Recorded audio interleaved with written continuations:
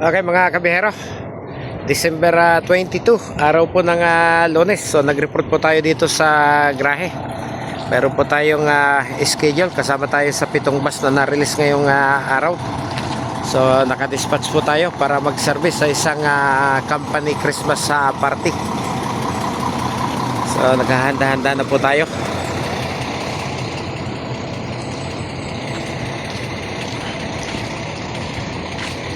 Ayan, by January. Yan po yung dalawang bago ng Gold Line. Hinihintay na lang po yung confirmation ng kanyang mga dokumento.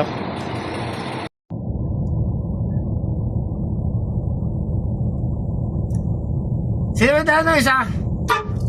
Sino ba dala niyan?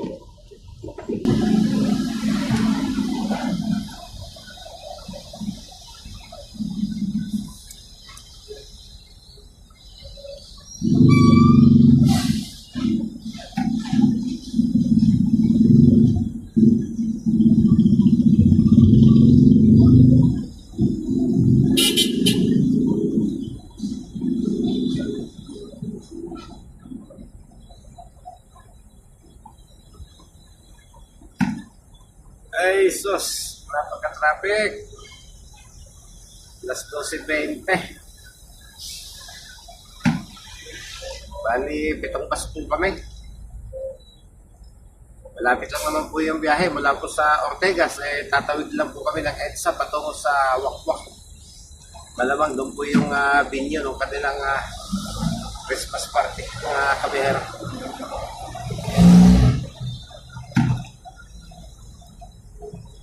Busy yung EDSA. Nandito kasi lahat ng malalaking pamilihan.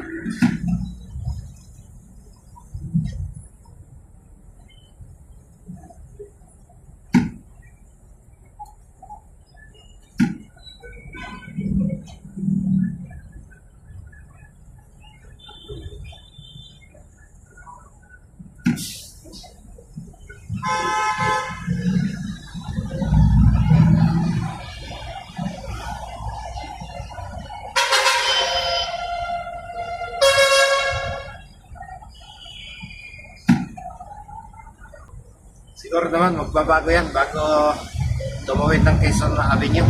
Ang inaasahan po nating traffic ay yung mula po dito sa SM City, SM North, and then yung pagdating po ng Cubao.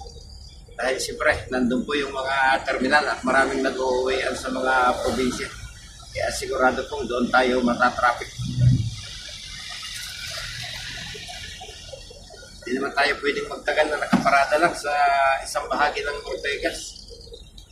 Maiikot-ikotin din po tayo doon. Kaya tinatantya na lang po natin yung oras kung anong oras po tayo darating doon.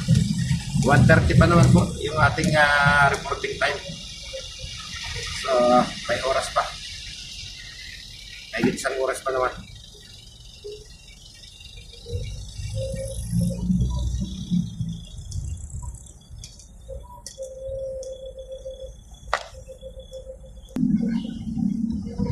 Okay, nakikita naman po natin yung flyover po ng Camias Kamuning, hindi po masikip yung traffic. So sana hindi pa ganong matraffic yung Cubao.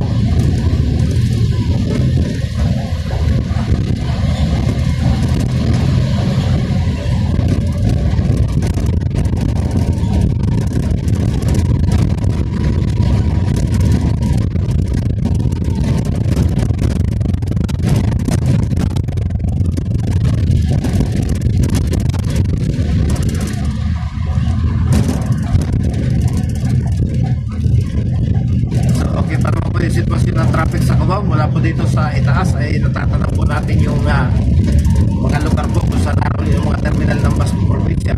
Malawag pa po yung dami ng traffic ko. Malamang baka mamaya pa upat pa yung talagang sinsikan.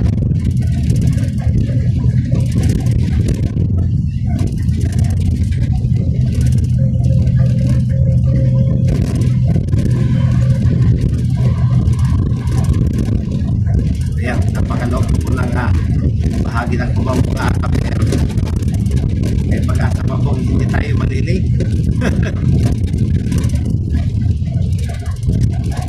Mukhang wala pang laman ang mga bus terminal.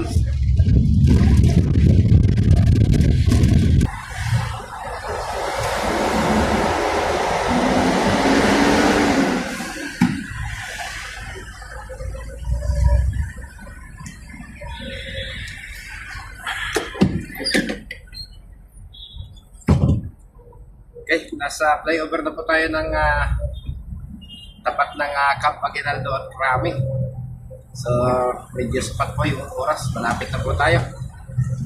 Kaunting hinga na lang ay nasa Ortegas Center na po tayo mga kabihero.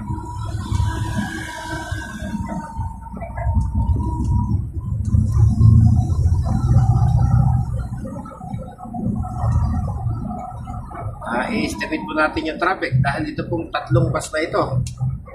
Isa doon sa nasa likuran, na-overtaken po natin kanina. Nauna po yung lumabas ng garahe. Sila po yung mga nakaharang sa harapan ko dahil nasa pinakalikod po ako nakagrahe mula kabihero.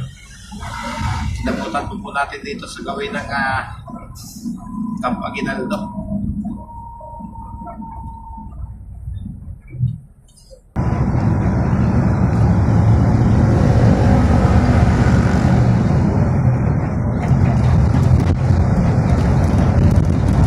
Okay.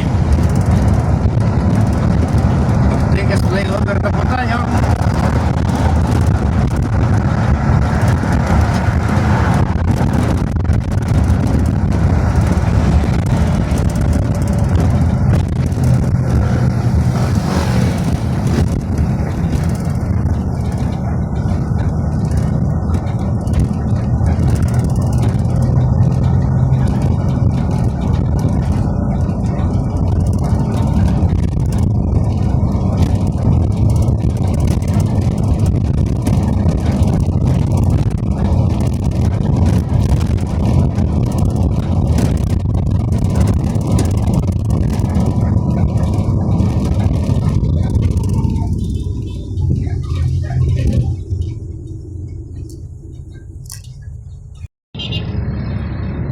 Ay, salamat.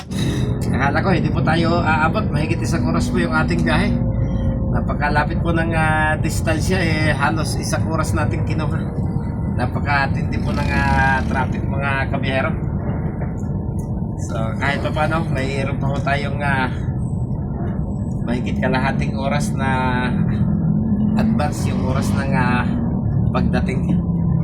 So nandito na po tayo sa Ortegas Center. Kakanan lang po tayo doon sa may kabilang bahagi ng kalsada dahil sa kalsada lang po tayo magpapark. Pero nakasecure naman po tayo ng permit kaya wala pong problema mga kabihero. So siguro hanggang dito na lang po muna tayo. Papaalam na po akong muli pansamantala sa inyo at maligayang Pasko po sa ating lahat mga kabihero.